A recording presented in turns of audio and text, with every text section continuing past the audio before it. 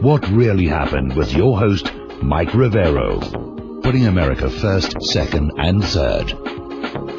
Here is your host, Michael Rivero. And aloha, America. Welcome to our show. It's Monday, July 11th, 2011, start of a brand new week, or it's 7-11-11, if you're into these kind of weird numerical coincidences we're getting. A lot of stuff to talk about on the show today. Brett's in the control room answering your phone calls. The phone lines are open, 877-342-6673.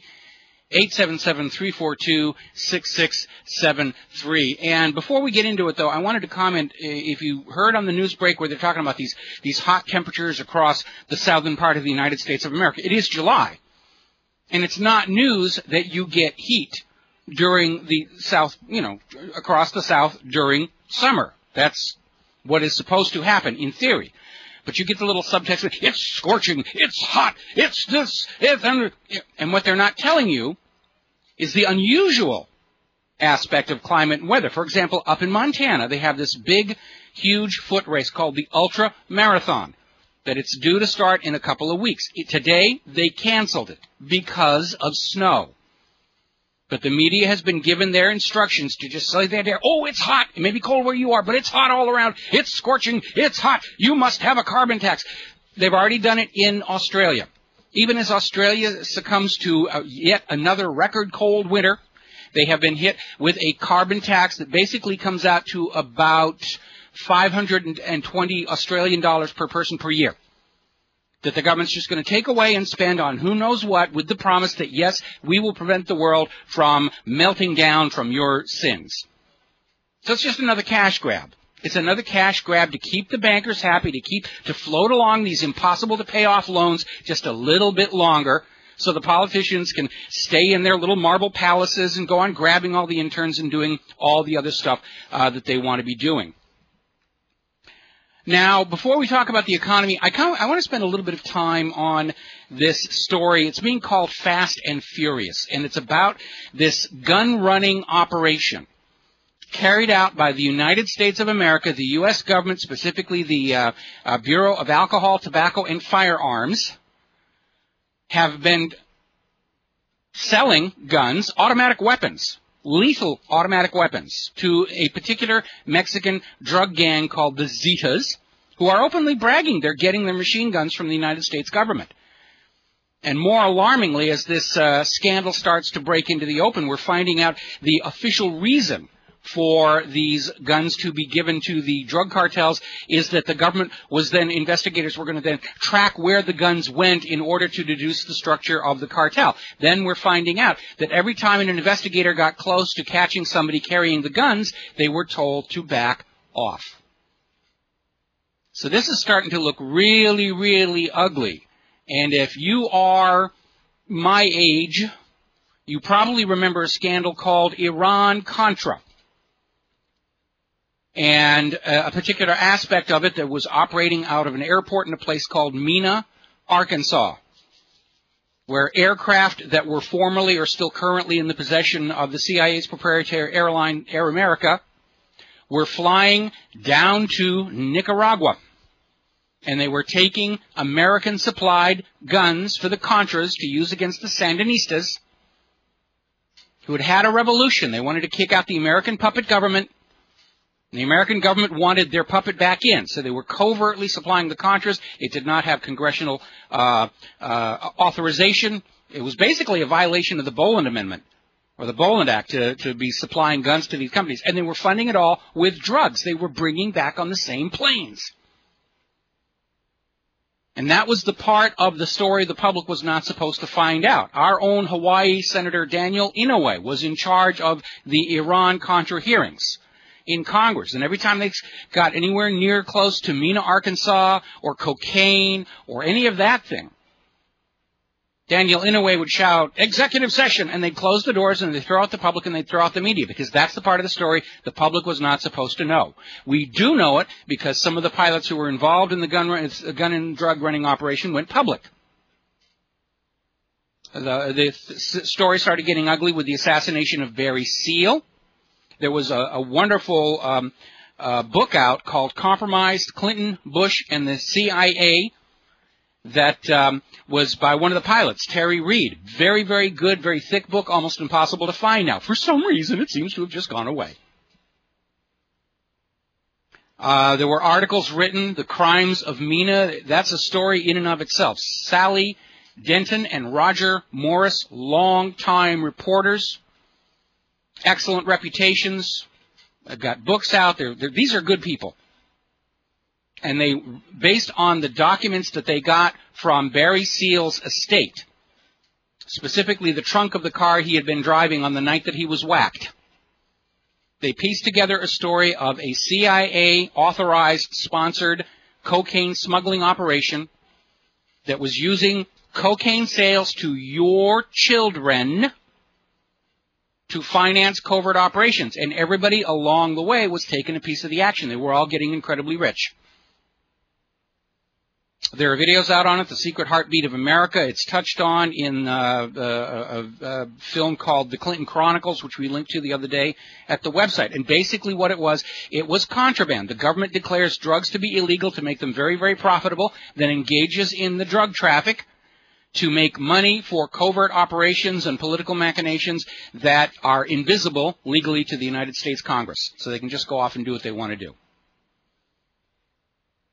And this flow of clandestine contraband and cash reshaped American politics, just like during Prohibition, when Prohibition made alcohol, which had been pennies per gallon before then, and all of a sudden made it worth, huge amounts of money. And that influx of cash to organized crime for dealing in the contraband reshaped American politics, most notably, of course, the rise of the Kennedy dynasty.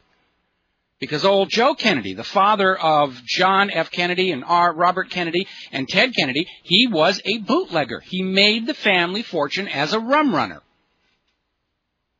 He laundered the money through the Boston Archdiocese, and they became fabulously rich, and that was the beginning of the Kennedy family fortune, which eventually led to a president and an attorney general and a senator. And an ongoing generation, including, sadly, of course, John F. Kennedy Jr., who was assassinated to keep him out of the Senate seat that was later occupied by one Hillary Rodham Clinton. It's a very, very, very dirty business. So, looking at that history, going back at that very documented history, and governments using drugs to fund their activities, there's nothing new. Great Britain actually fought a war in China to protect their right to sell opium to the Chinese people. That's where you get these images of the Chinese opium den with just the racks and racks of little cots, people smoking opium and then just lying there and drooling on themselves, for the rest of the day. That was all the result of Britain's selling of opium into China. Where did Britain get that opium? They bought it from the United States of America. It was politely called the China trade. And it was actually legal back then. Didn't make it any less immoral to be fueling that business. That's why opium and opium poppies are such a major part of the American pop culture. Those little flowers the veterans hand out on Memorial Day, those are paper poppies. Those are opium poppies, representing that very deep sleep, of death or opium. Remember the Wizard of Oz? The poppies that the Wicked Witch of the West uses to keep Dorothy from the Emerald City? Those are opium poppies. It's part of the culture. The Skull and Bones Fraternity at Yale University, its official name is the Russell Trust. The Russell family fortune was from the opium trade. Skull and Bones was funded with opium money. That's how it got started. It's all tied in there. During Vietnam, Air America was running Kunsa's heroin out of Vietnam here to Hawaii. Was transshipped to the United States of America inside the body bags of our Vietnam dead. Bo Greitz has written a book about it called A Nation Betrayed. He's done a lot of public speaking about it. Mel Gibson made a movie about Air America that basically goes into this whole government-sanctioned opium running. They brought it back to the United States of America, and they sold it into the ghettos to keep the black people down and to make the CIA a lot of money that they didn't have to answer to Congress for. And when we lost in Vietnam, and they couldn't get that opium and heroin into the United States anymore, they went down south, and they started dealing cocaine and crack. And I actually, when I still lived in Los Angeles and I was still married to my first wife, I actually got to meet a guy named Freeway Ricky Ross, who was a major figure in this crack epidemic that was all over America at that time. And he would openly brag. He was working for the Central Intelligence Agency, and as long as he worked for CIA, the LAPD was never going to arrest him. And they never did. Not until he tried to quit the CIA, then they popped him. And it goes on and on and on. It is a big, huge business. The biggest drug smuggler in the country is the country. And this whole fast and furious situation, I think, is the beginnings of a new Iran-Contra scandal. I think that the Zetas are working with CIA to flood the United States with drugs, maybe monopolize the marijuana. I don't know, but that's what it's beginning to feel like to me. We're going to take a break for commercials. We'll be right back. And aloha, America. Welcome back to the show. Now, in our country, in our society, the entertainment industry always portrays drug dealers as either blacks or Hispanics. And the drug lords are living on some mountaintop way off in South America where we could never, ever, ever reach them. And yet we know, obviously, that in order for the volume of drugs here in the United States of America to be coming in and circulating and being sold and distributed, that obviously there are drug lords who are living right here. But for some reason, they never seem to show up in our Hollywood movies. It's always small fry and guys in alleys and stuff like that. And it's never, ever, ever the politicians who created the demand for high-profit illegal drugs by basically imposing prohibition on them. And I'm not saying that these drugs are not dangerous and they're not subject to abuse, but I think our drug policy is not really geared to dealing with the harm that drugs do to society. I think it's geared to simply keeping the profits of the drugs as high as possible and otherwise just looking the other way. The war on drugs is really the war on the competition. That's why our southern border remains completely wide open, including the new NAFTA treaty that allows trucks to come in from Mexico without even having to be inspected.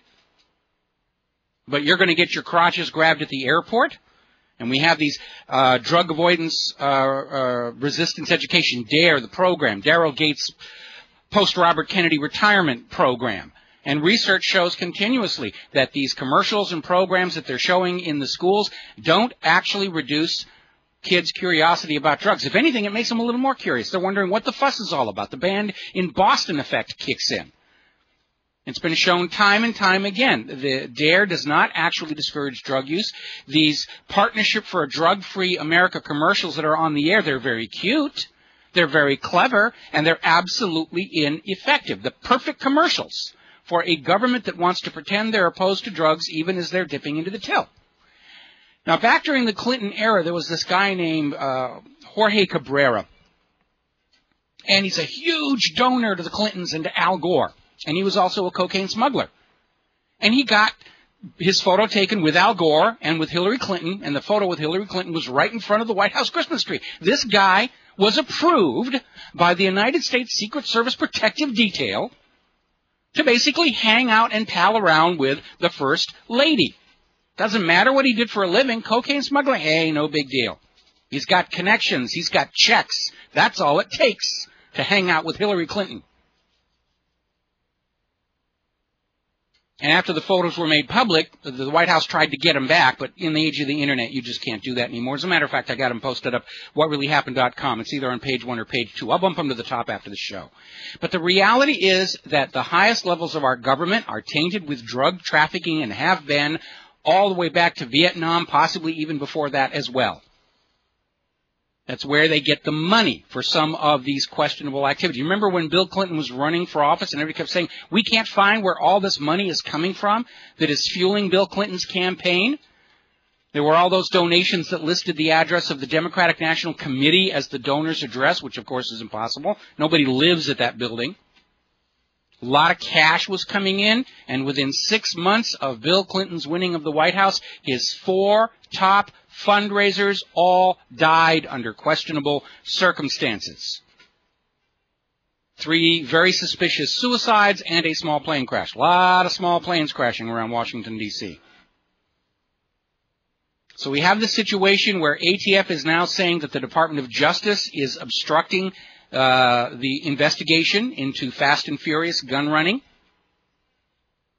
ATF is now saying FBI was involved somehow. This is a huge, huge operation, supposedly to track drug and gun running, and they're being told, stay away.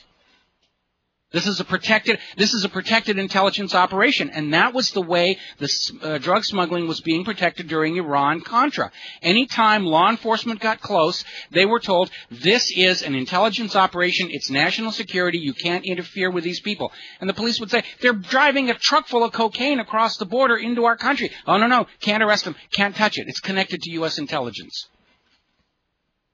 Tons and tons of cocaine were flowing into the United States of America through the CIA's pipeline. And it all goes back to an executive order, piece of legislation during the Reagan administration. And it was basically legislation that authorized the Central Intelligence Agency to not have to report drug smuggling operations that it encountered as part of its intelligence operations. It was called the CIA's License to Smuggle. And it was put through by Attorney General William French Smith. His assistant, when this was all going down, was Ken Starr. Does that name ring a bell? Because that's the guy who was put in charge of the Whitewater investigation and the whole little blue dress thing when it started becoming apparent that that whole network of Whitewater banks and land flips and all the rest of that was the CIA's money laundry for all the cocaine they were bringing in from South America to fund the gun running back down. It's an ugly, ugly piece of American history. And the further we get into this fast and furious gun running scandal, and how many agencies are involved and how many agencies are trying to obstruct and protect this operation. 30,000 fully functional automatic weapons. In many cases, they were automatic weapons into the hands of these Mexican drug gangs. And they're killing people. And everybody's trying to say, well, there was really a good purpose to do this. We just don't know what it was. And all we know is that any time anybody asks any questions about this, oh, it's national security, can't go there. Department of Justice says, no, you can't look at that. I mean, Barack Obama is trying to figure out some way to ban guns from you. Doesn't want you to have guns. At the same time, he is ordering, that's now come out, this was authorized at the White House, for the United States government to make available 35,000 guns into the hands of Mexican drug criminals and law enforcement looking the other way. Odd contradiction, don't you think? We'll be right back. And aloha, America. Welcome back to our show here. We're talking about Operation Fast and Furious. And Eric Holder has been caught lying, not only to the American people, but to the United States Congress. Because in May of this year, when he was being grilled by Congress over the fact that some of these ATF-provided weapons were involved in the shooting of U.S. agents. And everybody's saying, oh, we don't know. Eric Holder said in May of this year, 2011, that he'd only heard of the program in the last few weeks, was kind of fuzzy, not really sure, didn't really know all that much about it. Since then, news stories and documents have surfaced that Eric Holder announced this program at the Mexico-United States Arms Trafficking Conference in Mexico on April 2nd, 2009. And said at that point that this whole program was authorized by the White House. This goes all the way to the top. They're giving guns to the Mexican drug lords. Our people are being killed with them. People south of the border, thousands of people are dying down there. We've all heard of the violence. And now we're finding out they're getting the guns from the United States of America. Captured Zeta criminals and drug smugglers and hitmen are saying, yeah, we get the guns from America. They're bragging about it. They're getting all these weapons from the United States. What's going on? And then, of course, in the last couple of days, we've had this story come out where, as you know, there's more and more talk about legalization of marijuana. And more and more places that are allowing, at least for the medical purposes. And of course, once you legalize marijuana, its profitability goes right out the window. Everybody can start growing it in their own backyard. And everybody can have a little puff whenever they feel like doing so. And the profitability of smuggling marijuana goes away. So what happens at the same time we find out that the White House is arming the Mexican drug cartels with American guns? allowing them to establish a monopoly over drug production and transport on the southern border. We have the DEA coming out saying that the federal government recognizes no medicinal value to marijuana, and they're basically going to start shutting down all these marijuana clinics and gardens and co-ops all across the country. By golly, if you want your marijuana, you will buy it from your local CIA dealer and you will pay their price. They're enforcing a monopoly for the profitability of this contraband. There used to be a TV series called Miami Vice on NBC. Michael Mann produced it. It was a very, very brilliant show. And it didn't last very long because, especially in that last season, Michael Mann started really getting into this intertwined situation where it wasn't just South American druggies and all the rest of that, but it was involved with local politicians, the banks. They were talking about banks that would collapse if they didn't have the money laundering for the drug lords to keep them going. And they had this wonderful phrase they used all the time, the politics of contraband. And there was a song that they used throughout the show called Smuggler's Blues that has that phrase in their lyrics, the politics of contraband. That little tiny package that's worth a huge amount of money that represents crystallized power for political ends. And I remember this wonderful episode that they did on Miami Vice called Stone's War with Bob Balaban, and G. Gordon Liddy actually did an acting role in this thing. And they were talking about covert war in South America, who paid for it, what its goal was. And I think that's the reason why the original Miami Vice was taken off the air. And this recent feature film version of it was fun and it was okay, but like the modern Star Trek, it's just sort of it's a look-alike that doesn't really have the core social commentary that is what really made the original series a phenomenon in both cases. So there's a lot of look-alike. I'm going to be talking about that a little bit later, too, because there's something else coming up with Hollywood here. So Holder lied. The Department of Justice did know all about this thing back in 2009 and indicated that this was a sponsored, authorized by the White House operation. Get the guns to the Mexican cartels. Shut up about it. Don't actually arrest them. Blah, blah, blah, blah, blah. I think it's another Iran-Contra. I think somewhere down the road we're going to find out that there is CIA drug smuggling, once again, coming up from south of the border, that is tied in with this whole gun-running operation. There'll be a congressional hearing, and just like the original Iran-Contra, they'll talk about the guns, and they'll try and find blame somewhere over in Iran, and they won't talk about the real scandal, the drug running that was behind all of it. When we had the hearings for Whitewater, Ken Starr's job was to take the focus off of drugs and money and the money laundering machine and all the rest of that stuff and distract us all with this little tawdry sex scandal, blue dresses, Monica Lewinsky, oral sex in the White House. And that's, look at this. Don't pay attention to the fact that maybe the President of the United States of America was involved in cocaine smuggling, which is not unusual. I mean, the country of Colombia actually arrested and tried their president for cocaine smuggling back in the 1990s. So it's not unheard of. And Ken Starr, who had been working with William French Smith when the CIA got its license to smuggle, his job was to go in there and say, oh, forget all about this money and drugs thing. We've got sex stories for you. And that was how they took the heat off of the drug smuggling operation. And I think we've got another one just like it right here, right now, that's tied in with this whole fast and furious weapons smuggling program. So we're going to be digging into that one in the coming weeks here. Obviously, the economy has everybody very, very nervous. Was a bit of a pounding on Wall Street today. The Dow was off by about 150 points at the close of the day. Italy is in panic. They're afraid that their debt situation is starting to deteriorate even faster than Greece.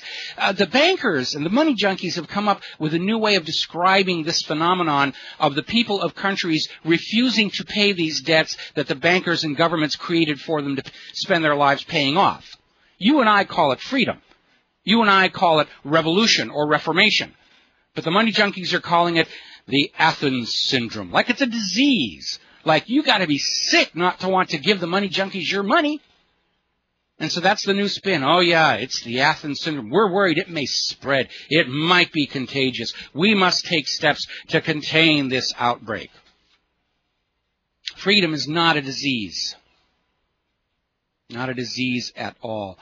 Looking at the numbers in Europe, the whole Eurozone is in terrible, terrible crisis with debt. We're continuing to see the debate here in the United States of America. We got to have debt ceiling raised. We've got to borrow more. We got to do that. And again, why are we even talking about a debt ceiling? Why is Congress deadlocked on the issue of borrowing more money at interest from a private bank that simply prints it up? It's just ink and paper. There's nothing behind it. When the United States government, under the Constitution, has the legal right to create their own money free of interest charges. Abraham Lincoln did it. Kennedy did it. Why won't Obama do it?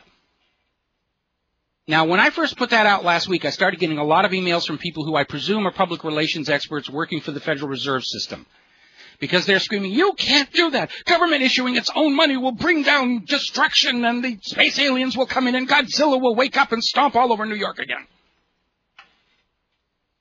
And they hold up as examples of why government shouldn't issue their own money Zimbabwe and Weimar Germany and the tremendous inflation problems we're seeing there. Well, that's not exactly a good example to use. Because the terrible inflation of Weimar Germany was the result of a private central bank imposed on Germany after World War I as part of the Treaty of Versailles. And it wasn't until the new German government abandoned that private central bank, told them to get lost, and started issuing a government currency based on units of value instead of units of debt. That is what produced what was called the German miracle. The German economy turned around, lifestyle and standard of living went right through the roof, manufacturing powerhouse, just complete transformation from abject poverty to a decent standard of living. That's the reason they put Hitler on Time magazine's Man of the Year in 1938 for pulling that off. Same thing in Zimbabwe. They have a central bank, just like the Federal Reserve. Look what it did for them. We'll be right back. We will not go down in the night without a fight. You can burn up our mosques and our homes and our schools, but our spirit will never die. We will not go down in Gaza tonight. And aloha, America. Welcome back to the show. And people are starting to send me all kinds of additional information on this whole Fast and Furious situation. And I'm going to have to wade through it all. But one that I'm just looking at right now, apparently, even though Barack Obama said that he himself had no knowledge of Fast and Furious, basically it's come out that everybody around him certainly knew about it. And what is interesting is the only people who didn't know about this ATF, they're calling it gun walking rather than gun running, because apparently it was done in a trickle. You know, I don't know, 30,000 weapons, how long it takes to trickle 30,000 weapons over the border. But apparently everybody knew it on the north part of the border. ATF's own agents in Mexico did not. They were not told, which is getting really kind of weird out there. So we're going to be following up on that a little bit. Now, to get back to the economy here, I came up with something over the weekend called the marble analogy, and I think it makes a lot of sense if you follow the visual.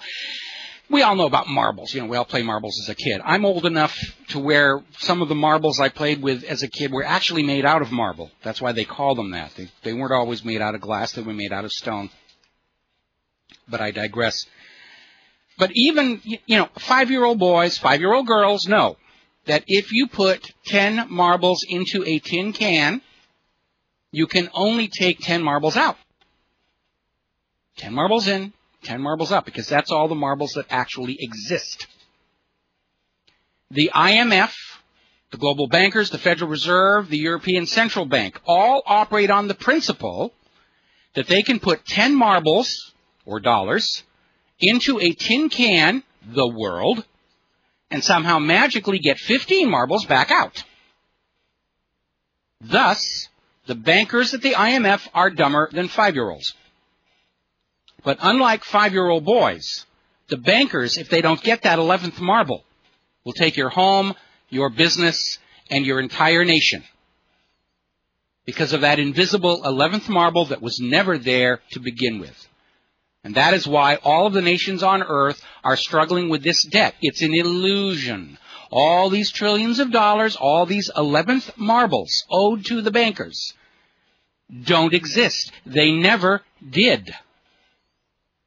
That is why this experiment with debt-based currencies and private central banks is an utter failure. It's making the bankers rich, rich beyond dreams of avarice, and it's making everybody else poor. And if you're smart enough to figure this out, they're going to say you're diseased. Oh, you've got Athens syndrome. We don't have to listen to you talk about, pretty printed pieces of paper and 11th marbles or anything like that. You're diseased. You're ill. We're just going to shove you off into some quarantine area. But it really is that simple. And when you look at the inflation of the Weimar Republic and you look at what's happening in Zimbabwe, it's because they have private central banks that issue all currency as the proceeds of a loan. And in most cases, as is the case here in the United States of America, they're just creating it out of thin air. There's all kinds of paper falderall to make it look like there's some kind of authorization and sense and control to it, but it isn't. The United States of America, the U.S. government creates treasuries out of thin air, it's ink and paper, and they send them to the Federal Reserve, and the Federal Reserve creates Federal Reserve notes, paper and ink out of thin air, and sends them back. Both sides are counterfeiting, but they're doing it in a way where most people looking at it saying, okay, well, I guess treasury's here and money back here, and I guess that's the way it's supposed to work. But no, it isn't. It's not the system the United States was started with. We're starving the world because we can't come up with that 11th marble. It's a simple image, and that's exactly what's going on. The bankers put 10 marbles into the little tin can called planet Earth, and they've taken the 10 marbles out, and they're saying, you got to come up with the 11th marble. Sell us your daughter, sell us your house, sell us your Parthenon, sell us your Grand Canyon, sell us your kids for wars. Sell us everything you've got because we get to pick the value of that 11th marble. It's a scam. It's a con. It's no more legitimate a form of controlling people than divine right or chattel ownership of your body. So, stories about marbles there, what can I tell you? In our economy, the news is still not good, and I want to make an announcement here. Everybody's talking about, is this a recession? Is it a double dip? Is it a Great Depression? No, the Great Depression was 1929. I've decided, because this one is obviously so much more horrendous and huge than the last one, we're going to call this the Grand Depression. We've already had a Great Depression. Now we'll have a Grand Depression. And I'll admit it sounds a little more positive and uplifting. It's a Grand Depression. We know, of course, that's nonsense. People are starving to death in this country. Record numbers of people on food stamps. Unemployment benefits running out. Suicides way, way up. So we'll call it the Grand Depression. Until further notice here. You see these little dollar stores? Most malls seem to have one. Basically these stores exist by going to manufacturers or distributors that are going out of business. And they buy up their leftover inventory and they put it on the shelves for $1, and you can go and you can buy $1. And, this is a great place for people who don't feel self-actualized unless they're able to prove that they can buy something, even if it's a piece of absolute crud, for $1. I have $1. I'm going to buy this Spiro T. Agnew standing wall clock. And, and it's crud. But in our society, your self-valuation is tied in with your ability to buy things. It's all wearable esteem. You're not allowed to feel good about who you are inside because you're intelligent or compassionate or loyal or you're polite or you have all of those internal things. Forget about that. Your entire self-worth is whether you're wearing this year's colors and this year's fashion statement and this year's accessory and this year's hip gadget. Your entire value in society is measured by how much you're able to spend. And so people get caught up in that very, very, very young. And as the economy gets worse, they go out to these dollar places and they buy things. They may not even need them. And it's just little lanterns and decorative items to feel like I'm still part of the economy because I'm able to go out and buy these little tiny things. But even these dollar stores are having trouble getting by now because all the money has been sucked out of society and given to the bankers. They've got all 10 of the marbles. We've got a few little glass chips that flaked off down in the bottom of the tin can that we're trying to run our entire lives on that, on the glass dust. And it's not working. We're seeing retail analysts saying basically for 80% of the American population, we are in a depression. We're there. And don't let any TV show or politicians say, oh, no, there's a light at the end of the tunnel and there's green shoots of recovery and all the rest of that stuff. If you're like the top 1% of the American population that has all the money and everything, and you're holding the marbles, you know, life is really, really good for those people. But for the vast majority of Americans, we're in a depression, and there's no signs of a recovery because the people who are making the decisions don't want to dirty their hands with growing food or manufacturing stuff, that greasy kind of, you know, we let the Asians do that. You know, we'll just make sure the American people have more credit cards so they can go on buying what we're selling, and it's going to be somebody else's problem to sort out the accounts down the road. Well, we're down the road and up the creek without a paddle. The reason there's no recovery is for a very, very simple reason. The United States government made it official policy not to prosecute fraud. It's not being prosecuted. They're not going after the big criminals and the mortgage-backed security fraud that created this mess. They're just not doing it. It's government policy. New York Times was reporting earlier today, Tim Geithner went up to New York and personally interceded with New York's Attorney General Andrew Cuomo to not investigate or prosecute anybody on Wall Street for the mortgage-backed security fraud. That's obstruction of justice.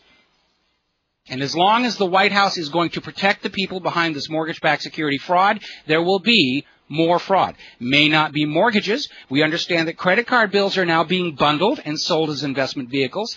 Student loans are being bundled and sold as investment vehicles. It's not like they haven't caused enough damage with bundling mortgages. Now they're trying to bundle all kinds of debt into investment vehicles.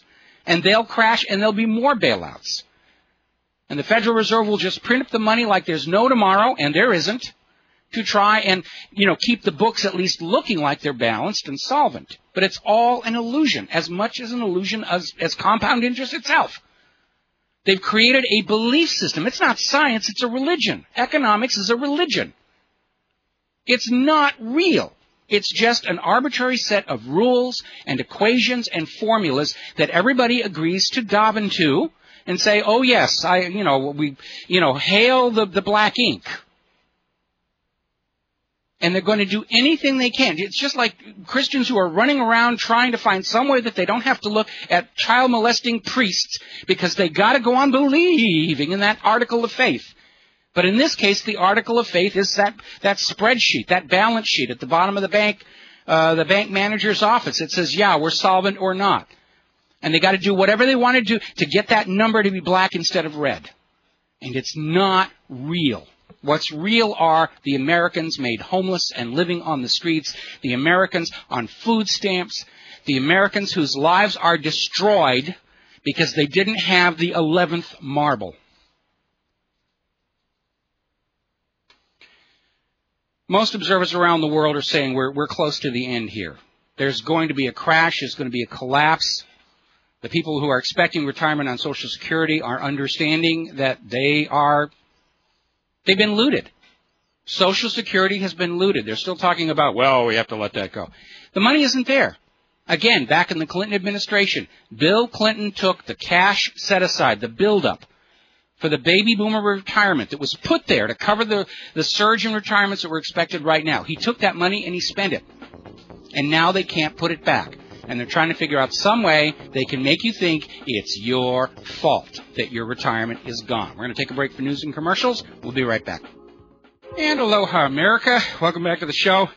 Sorry I'm out of breath. I had to run up the stairs and get here. I was delayed getting back. Now, during the break, I got an email from somebody saying, well, you know, economics isn't a religion because it's all based on mathematics. And because it's all mathematics and equations, it must be science. Well, not necessarily. Because you can make up equations that have no bearing on reality. We saw that in ClimateGate. But a long time ago, mathematics was considered a religion. It was considered magic. Like those Egyptian priests who could use sticks and ropes to lay out the bottom of the pyramid. They didn't have surveying transits or lasers or anything like that. They had plumb bobs, sticks, and rope, and that's it. And they still got this geometric perfection. And the means by which they did that were considered secretive. There was a group of people called the Pythagoreans who, as you know, Pythagoras came up with the hypotenuse and two sides of a triangle. And they were actually a priesthood. And they viewed these solids that Plato had come up with, these polyhedra, as religious artifacts, as somehow representing the magic of the universe. And even as late as Kepler, scientists kept trying to use these shapes to explain what they saw in the heavens. And they had the pyramid shape, four equilateral triangles making a pyramid. They had the hexahedron, which we call a cube, the octahedron, and so forth. And there were just four of them. And then all of a sudden somebody discovered the dodecahedron, which is the 12-sided figure made up out of pentagons. And it was like this big religious crisis, and basically the whole church built around that early mathematics came crashing down. So just because something has mathematics in it doesn't make it real. Mathematics are a tool. They are a language. And it can be used to mirror reality, and it can be used to create complete fantasies, like the unemployment figures. And so modern economics is a religion in that it doesn't reproduce anything seen in nature. It's an arbitrary set of rules, commandments, if you will, and equations that simply implement the beliefs, including interest or usury, which was banned by other religions early on. There's nothing real about usury. It's a custom, one that serves the bankers. And as long as you believe in it, you are their slaves. So, moving right along here. Yeah, I need to get out there and do a little more running. Okay, so another article I put up on the website today. The looting of Social Security to balance the federal budget. And this gets back to what I was saying in the last hour. During the Clinton administration, when Bill Clinton wanted to prove what a great president he was and balance the federal budget, how he did it was going over to Social Security. And you saw that huge pile of money that was put in there for the baby boomers. They raised the Social Security taxes in the 1980s and started piling up this extra money for the baby boomer retirements. That's your money in there, by the way. When the government starts talking about all these public entitlements and Social Security and Medicare, and they say it's getting too expensive, it doesn't matter how expensive it is. You put the money in there. And the government promised to keep it and take care of it for you for your old age. And now they don't have it. And if you go back and you look at the budget debate in Congress, and you see where the Congress is admitting this is what we're doing. We're taking money from Social Security and we're spending it. The Democrats get their spending programs. The Republicans get their tax cut. Everybody thinks they're happy. But the government is still going into the red, and they're looting the Social Security fund to do it. And that's what they were doing. And that's why it's in trouble today. And so everybody says we've got to borrow more money to fund Social Security. No, you don't need to borrow it. You've got to stop borrowing. There's no reason to borrow the money. There's no reason for the federal government to borrow money from a private bank. There never was. We've had corrupt Congresses and corrupt presidents who sold us into that arrangement to basically enslave us to the bankers, for which they got their 30 pieces of silver. But it's time to say it's nonsense. It's a hoax. It's a fraud. It's a betrayal of the American people. It's treason against the American people. And it isn't real, and it's time to put a halt to it. We can't take the country back, and that means we're going to have to get rid of the Federal Reserve. There's no reason for the government to borrow from a bank. The government has the authority under the Constitution to create its own money under Article 1, Section 8. They're allowed to coin their own money out of gold and silver or anything else they feel is of value. And remember, the coin is the actual money. The paper is just a claim check. I've had, again, more people, I presume, are PR agents for the Federal Reserve coming in and saying, well, the Constitution says they can make coin money, like the spare change, but the paper money, that has to come from a bank. And no, it doesn't. And no, it doesn't say that in the Constitution. When the United States was founded, the paper notes were not the money. They were a convenience. So you didn't have to walk around with 5 pounds of metal in your pocket. The paper notes were not the money. The coin was the money. Whatever it was made out of, silver, gold, nickel, copper. During World War II, steel was considered a monetary unit. And that was the money. That is the actual money. The word dollar is a weight measure of silver. This scam called the Federal Reserve survives only because you are brainwashed into thinking that these paper and ink notes are the money. And they never were. It's a promissory note under the Federal Reserve. It's a debt. It's a debt obligation. It's not value, it's debt. And everywhere this financial system has been used, the collapse of that society has been inevitable. Zimbabwe, Weimar Germany, United States of America. It's a failed experiment, but the bankers love it, and as long as the bankers have the money to bribe politicians, we're going to be cursed with this.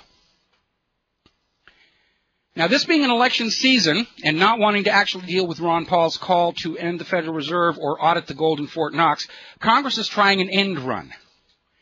They're trying an end run with this House Resolution 344. The current title is expressing the sense of the House of Representatives that the state should enact a temporary moratorium on residential mortgage foreclosures. Sounds really good. Let's halt the foreclosures while we try and sort out all of this MERS mess and everything else. I think it'd be a wonderful idea. But if you read this very, very carefully, this is just more election season grandstanding. This bill, if it passes, will allow everybody who votes for it to go back to their districts and say, I voted for a moratorium on foreclosures. But what it actually says is, all Congress is going to do is turn to the states and say, you know, it'd be a good idea if you had a moratorium on foreclosures. But if the states were willing to do that, they would have done it by now. So this bill will accomplish absolutely nothing. It exists solely to give bragging rights to the Congress, so they've got something they can say that they did for you, the American people, next season when you're out there screaming about the economy. And it gives them something to say no to Ron Paul. We don't need to audit the Fed or audit Fort Knox. We put a moratorium out there on foreclosures. It's just grandstanding. It's a fake. It's a fraud. It's a distraction. Meanwhile, Obama is dropping hints that over and above what he's already asked for, he's planning on another $1 trillion in tax increases on you, the American people, to try and get that 11th marble for the bankers.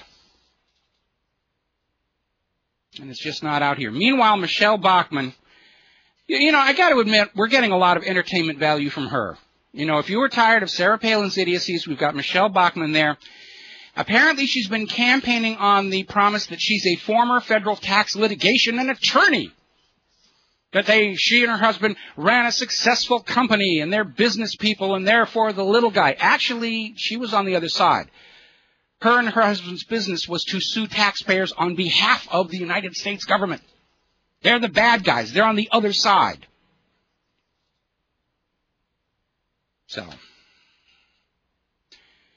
all right, over in Israel, the only democracy in the Middle East has just made protest boycotts illegal. Remember how we're always told we must support Israel, and Hillary Clinton's out there saying we are opposed to a Palestinian state and we will not let this happen. And, of course, my response to that is like, what you mean we, Kimosabi? Hillary Clinton does not speak for me, and I don't think she speaks for the majority of Americans that I've talked to that think Palestine ought to have a state.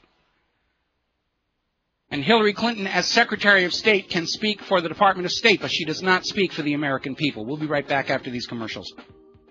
Over the weekend, Israel bombed Gaza again and did not even have the decency to have their agents provocateurs fire a bottle rocket into Israel as an excuse. They just went off, hauled off, and dropped bombs on Gaza just to prove they could do it. They're just happy as all heck. They succeeded in defeating the aid flotilla and the flytilla. And they're just really full of themselves right now. Yes, how do we celebrate? Let's drop a bomb someplace in Gaza. They're not going to do anything about it.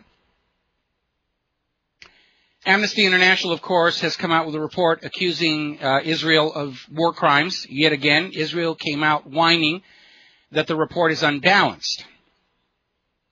See, Israel can't come out and say the report is a lie because all of the stuff is documented. There's too many cameras out there, too many recorders. So Israel's new tactic is they demand all reports on war crimes be balanced, which means every time you say that Israel committed a war crime, you are obligated, under the rules they just made up, to say that the other side committed a war crime.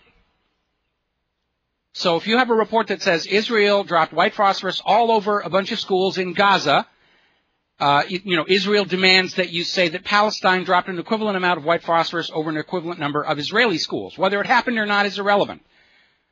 But the whole purpose of this is if the report is balanced in the way that Israel defines balanced, then it's a null report. Yeah, both sides did it, both sides are guilty. It's not true, but it's politics. Now, speaking of politics, as we mentioned before, Egypt's revolution appears to be cranking back up again. Egypt's new government has made the classic mistake of revolutionary governments throughout history. They kick out the old corrupt rascals and figure it's their turn to be new corrupt rascals and go back to doing exactly what it was that Mubarak was doing, and raking in the dough from Israel and the United States and saying, yeah, sure, we'll do what you want, just give us the money. It's our turn to get rich on the human misery. And so the people of Egypt appear to be cranking their revolution up again, just as the people of France had to go through several revolutions before they finally got a government that said, we better not piss off these people. And so the Egyptian protesters have now surrounded the state TV building. It looks like we're going to have another revolution there in Egypt, and good. I think it's a good thing for the planet to stand up and say, we will be free. Freedom is not an illness. It's not the Athens syndrome. By the way, the Israelis were very, very rude to the Icelandic foreign minister who came down to visit Palestine. And Iceland is basically, they're going to support Palestine's push for statehood at the United Nations, and Israel screaming, you're terrible people. And apparently when Iceland's foreign minister was trying to get around Israel in and out of Gaza, the IDF was literally putting big rocks on the road to block his car, which is a diplomatic no-no. When somebody has diplomatic credentials recognized by the United Nations, you don't mess with them. That is an amazing international faux pas. I'm sure there'll be a protestation. We put the address of the Iceland Foreign Ministry up at whatreallyhappened.com. I have no doubt by now that Israel's megaphonies have organized a letter-writing campaign to Iceland say, you anti-Semites and you terrible people, you. And so if you get a moment, drop them a letter and say, we respect what you're doing. We certainly respected what you did, firing the crooked bankers, or rather throwing the crooked bankers in jail and firing the government that helped them to do it. We applaud your support for human rights and dignity in Palestine, and send them a very positive letter, because by now they're getting lots and lots of the other kind. And so I'm hoping that you will step in. A call to keyboards. Post away. This revolution will not be won with guns and bombs. It'll be won with keyboards. Is being won with keyboards here. All right, we got callers on the line. George in Texas. Aloha, George. Welcome to the show. What's on your mind? How you doing, Mike? Hanging in there? Well, the thing is, I'm sitting there reading about Obama doing an end run around Congress, trying to raise taxes, raise the debt ceiling, gun control, carbon taxes, and all that stuff. But you think this will blow up in his face if he tries going around Congress and try to play dictator over us? No, it won't, because everybody in Congress wants to be president, and when they get to the White House, they want those kind of powers. The Congress is a vestigial body right now. They're really not able to do much of anything. They have missed their opportunity to show some spine to the President of the United States a couple of administrations ago. And all it is they see it as a training ground to become President of the United States of America, and that's all they do all day long is figure, how can I get from this chair to the big chair at the front of the room? And that's all they think about. And if anybody is going to correct this situation, one of two things is going to have to happen. The United States is going to have to collapse financially, which will take the government down with it, or the American people are just going to have to say, we're not going to play this game anymore. We quit this church. We quit this religion of the dollar and the Federal Reserve note, and we're not going to play anymore. And we're not going to be the fodder on which this entire false religion is based. Go away, make somebody else's planet miserable. Thank you very much. I just kind of see it like this. If Obama raises taxes, carbon taxes and all that, I'm not paying them. I never consent to it. I ain't paying the bankers, and I ain't paying a debt I don't know. We can't pay it. It's not even a question anymore of whether we're going to pay these new carbon taxes. We don't have the money. We just don't have it. It's not out here anymore. The Federal Reserve was designed to draw all the wealth in the nation into the pockets of the bankers, and it succeeded. And nobody was planning what to do when it did succeed, and the entire society was running out of money. And commerce is shutting down because there isn't enough money out here to run the place. And there's an easy fix, and our government is too cowardly to do it. Lincoln did it. Kennedy did it. All you got to do is say, look, under the Constitution, I can put currency in circulation so that we can get jobs and prosperity going again.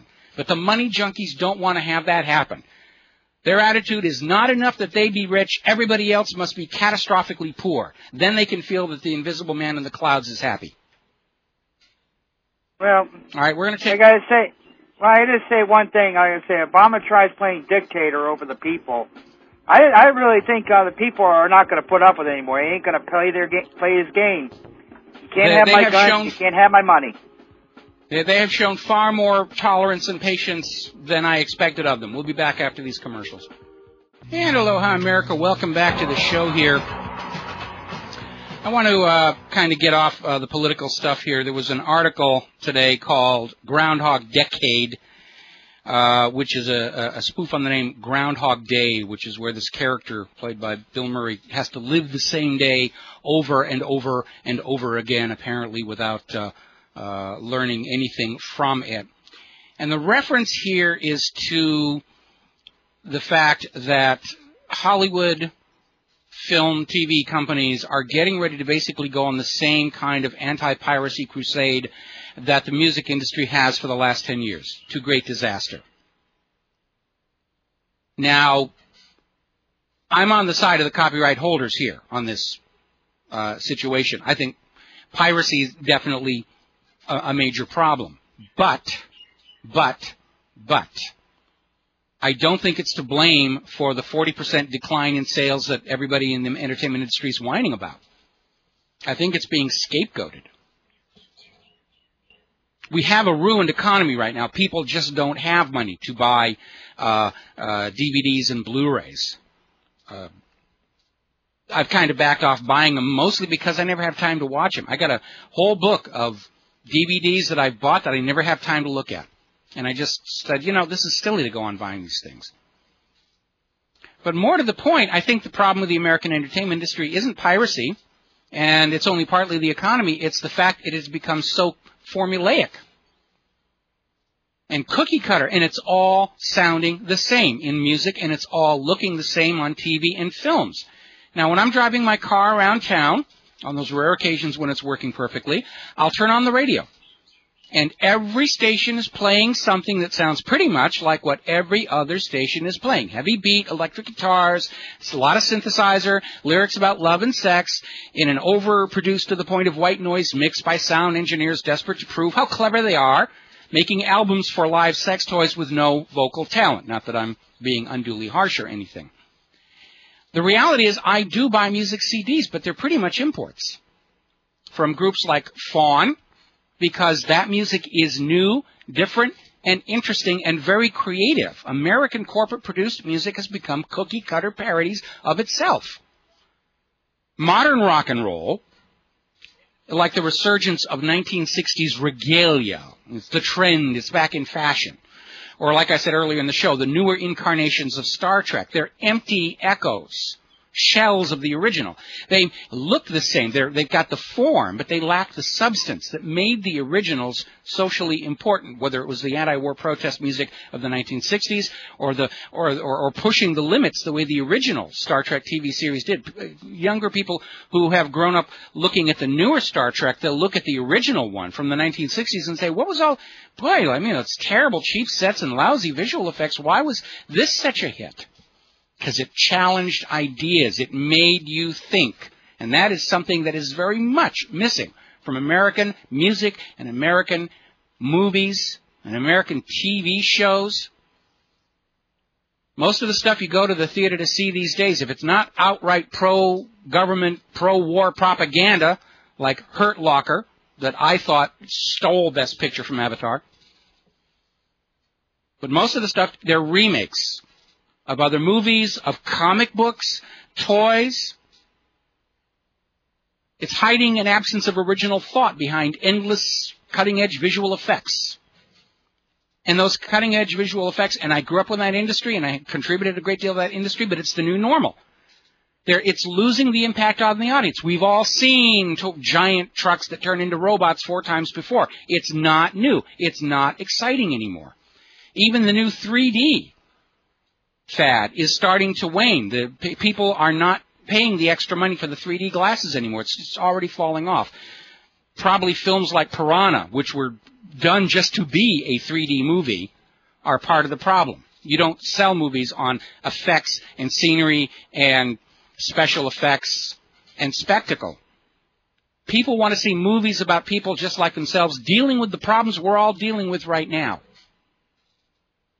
That's what makes for interesting story. That's what gets us thinking. That's what gets us engaged. We have to identify with the people in those shows, and we don't get it. It's just another, oh, this was a successful comic book, let's make it a movie. Oh, this was a successful video game, let's make a movie out of it. It's almost like Hollywood, the entire American entertainment industry is terrified of a new original thought. Or they're terrified they might actually make the public think bad thoughts that the government wouldn't approve of. Ironically enough, that's what destroyed the original Star Trek after only 3 seasons. It was making people think too much. And they started talking about what they were seeing and the ideas they were getting right through the commercials. Kiss of Death on network television. Star Trek, the original series in the 1960s, got very high Nielsen's and almost in the cellar, bottom low, Burke scores, which is the measurement of how people remember the commercials of a show. Well, it doesn't matter how high the Nielsen's are in your show. If you're getting lousy Burke scores, you must go. And that's why the newer Star Treks never get you so emotionally or mentally tied up in the story that you ignore the commercials coming after the station break. You sit there obediently and you watch the pitch for the car or the insurance or the vacuum cleaner, until you can pick up the story and move forward again. That's what makes for good, successful network television. And so while I think there is a problem with file sharing that not to be going on here, I think the entertainment industry is trying to put the blame on pirates for their own lack of imagination and their own lack of courage. And their desire to try and make money by remaking the thing that made money last year over and over and over again, and it's not working, and they're looking for somebody to blame. And again, I'm not making excuses for the content pirates, but I don't think they're the major problem with what's going wrong with Hollywood today. That's my comment here on this one. All righty, let's see. We already talked about carbon taxes down in Australia. Record cold winter settling in, and they're getting hit by something like 520 Australian dollars per year per person. Needless to say, it's going to kick off a whole bunch of protests. I hope they wear their warm clothes here. The hockey stick has again come under doubt. We already know from the ClimateGate leak of software, the original source code used to plot Michael Mann's hockey stick, they were simply putting in a fudge factor. You can see it in the code. At this year, start adding this amount per year to the data. And then there's no rationale for, there's no justification for it. It is simply coding in there to produce a desired result. Remember what I said earlier about just because it's mathematics doesn't make it science. You can have mathematics that support religious delusion, too. This is a classic case of it. So now there are scientists who are going back and they're looking at all these derived temperature records from tree ring data and finding out there's a huge amount of uncertainty based on, the nearby trees casting shadows on the tree that's being studied. Local hydrology could be changing. And they're finding there is a huge range of potential error. This is not a reliable method of deducing what temperature was in the past. And yet this was the holy grail that the climatologists were holding up to prove that the world was getting warmer and it was all your fault. And now it's coming apart. Meanwhile, the United Nations is demanding from the member nations of the world a total of $76 trillion, that's with a T, $76 trillion for explorations of green technology. It's all about the money. It's all about the cash grab. It's all about imposing a global government on us all. We'll be back after these words from our sponsors. And aloha, America. Welcome back to the show here. Last segment of our show, how time flies when you're having fun here. I have a favor to ask of everybody listening to this program. We're still seeing all this discussion about the deal to raise the debt ceiling is still deadlocked. Everybody's arguing about raising the debt ceiling. And what I need for you all to do, everywhere you see a story or blog post or anything at all about this debt ceiling, I want you to ask this simple question. Why is Congress debating putting us deeper in debt to a private central bank that just prints the money up out of thin air when the Constitution allows the government to create their own money, interest-free, and spend it into circulation to fuel the economy? Why are they not doing that? Just ask that question. You'll get all kinds of shills from the Federal Reserve saying, oh, it's this and it's that. And it's no, it's Article 1, Section 8 of the Constitution. The government can make its own money. Lincoln did it. Kennedy did it. It's the only way to deal with the current crisis. Why do we go on borrowing from a private central bank at interest when the government is allowed to make its own money interest-free? And you got to get that out there, along with that thing about 10 marbles in a tin can. That's a good image. Get that out there. Put that out there. Get people thinking out of the box, or out of the checkbook in this case. Our entire Congress is figuring out some way to plunge us deeper into debt, because that's all this raising the debt ceiling will be. More debt for your grandchildren and great-grandchildren to spend their lives working off. Why? We never agreed to any of this. This was all set up before we were born. We were born into bondage. It's time to quit. We've had enough of this stuff. So get out there and just keep hitting that point. Congress has the ability under the Constitution to just make their own money and not have to borrow it at interest from a private central bank. It's in the Constitution. Maybe that's why CNN and Time Magazine this last week are saying, we don't need the Constitution anymore. The bankers understand that if the American people read the Constitution, they're all going to ask the same question. Why borrow it at interest from a privately owned central bank when the government has the right to create it interest-free? It's such a simple, elegant question. We need to get that out there. You all get gold stars if you do that in your permanent record here at whatreallyhappened.com, Command Central. Over in Japan, remember that Japanese scientist who said that if you smile, radiation will not affect you as badly? He got a promotion. By golly, we have brought the American way of life to those Japanese people after beating them in World War II. Found another scientist that is starting to echo the same thing we were getting from Ann Coulter. You know, radioactivity is good for you. Eating radioactive beef will not harm you. Really. Honest. I wouldn't lie to you. I'm a scientist. Just like the ClimateGate ones. Meanwhile, we're seeing, we're just now getting in this very disturbing story, up in Washington State, the U.S. Department of Energy's Remote Sensing Laboratory Aerial Measurement System. It's a fancy name for a helicopter with radiation meters on it. Overseen by the Department of Homeland Security, are going to be conducting a gridded survey of radiation in Washington State. They are announcing ahead of time that the results might be classified for national security purposes. In other words, if it turns out that there is a lot of radiation from Fukushima falling on the United States of America, they're not going to tell you. Because you might decide that you don't want to buy that fine Washington State salmon anymore. And that would lower tax revenues, and we can't let that happen. By the way, I really do like Washington State salmon when it's not glowing in the dark. So that's a very alarming story. They're basically admitting up front, yeah, we're going to check on the radiation, but we might not tell you. Then why bother, you know? We own that fancy helicopter. We pay your paychecks, and you're telling us you're going to go out there and see if we're really, those of us with our own private meters have been telling the truth all along, that there's radiation pouring onto this country, and you're going to go confirm it, and if you confirm it, you won't tell anybody? Oh, boy. Not really a benefit to the people, are you? Now, interesting little story coming out of a town called Morrisonville. The police raided this home in search of a suspect in identity theft. And basically, armed police, SWAT team, Nomex, armor, the whole thing, Kevlar, the black goon thing, stormed her property looking for a fugitive who was not there. Actually, it turned out the home that they broke into was the suspect, was the victim, rather. He's the victim of the identity theft.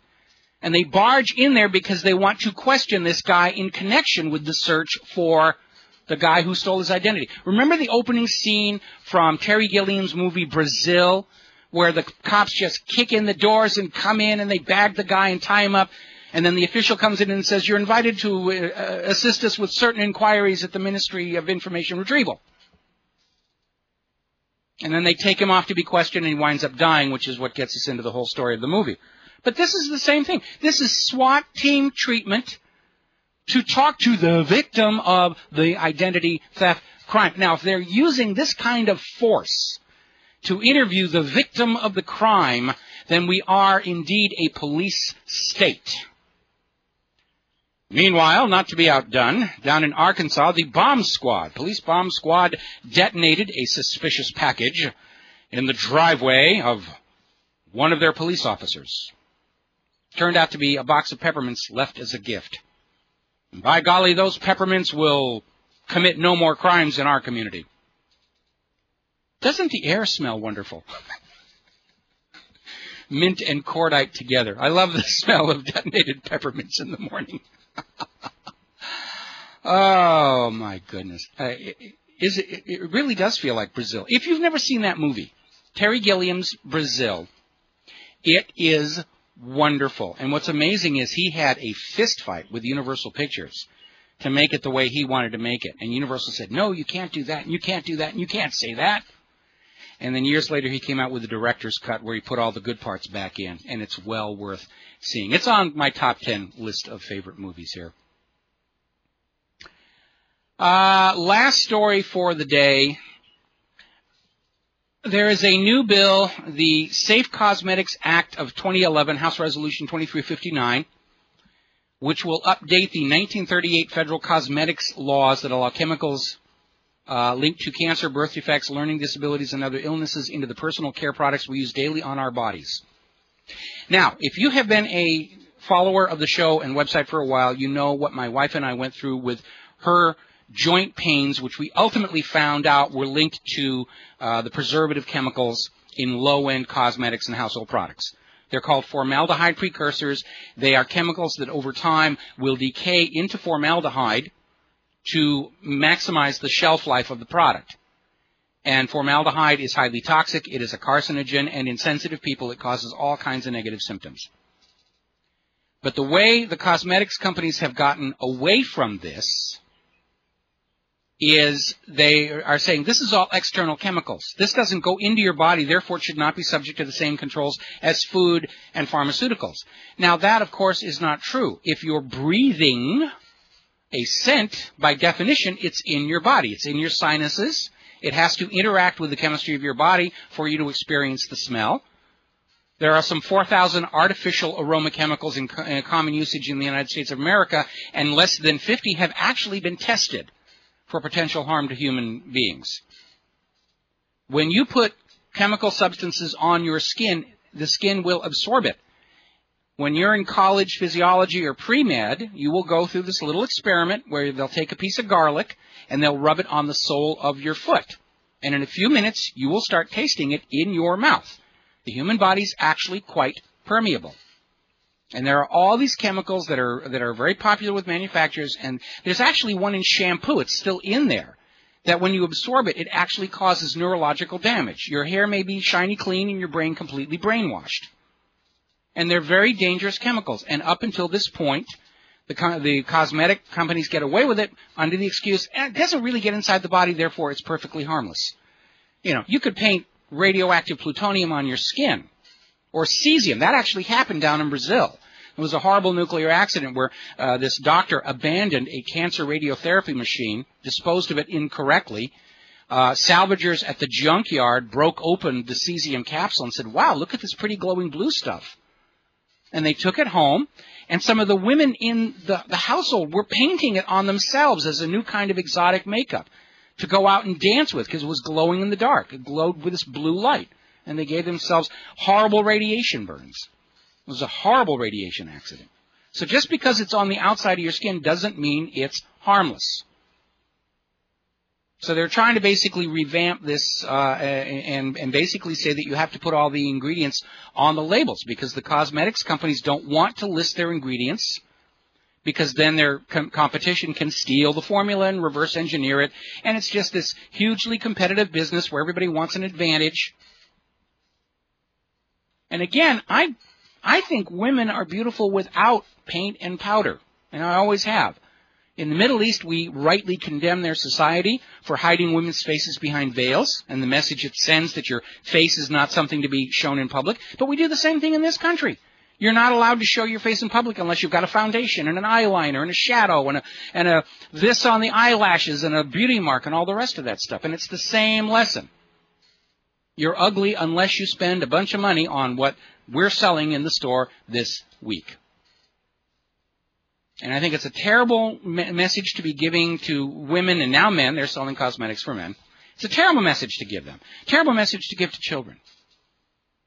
As we come out of this disaster that we have seen engulf our world economically, we need to back off and realize that the true wealth of the planet is not what you buy and hang on the outside of your body. It's what you are inside. Those things that they dismiss in pop culture because they can't be bottled and sold. Nobody can put greater intelligence in a bottle and sell it to you. Nobody can put loyalty or compassion or humanity in a bottle and sell it to you. But they can put color and paint and pleasant aromas and sell those to you and say, oh no, don't pay any attention to all that stuff about quality of your human being inside. You're not hip and trendy until you've poured the appropriate chemicals all over your body. And some of those chemicals are very toxic. That's it for our show. We'll be back tomorrow here on the Rinse Radio Network. Until then, stay safe, stay well, stay angry, stay informed, stay skeptical. Don't forget to ask that question about the government making its own money everywhere they talk about the debt deal. And aloha, America.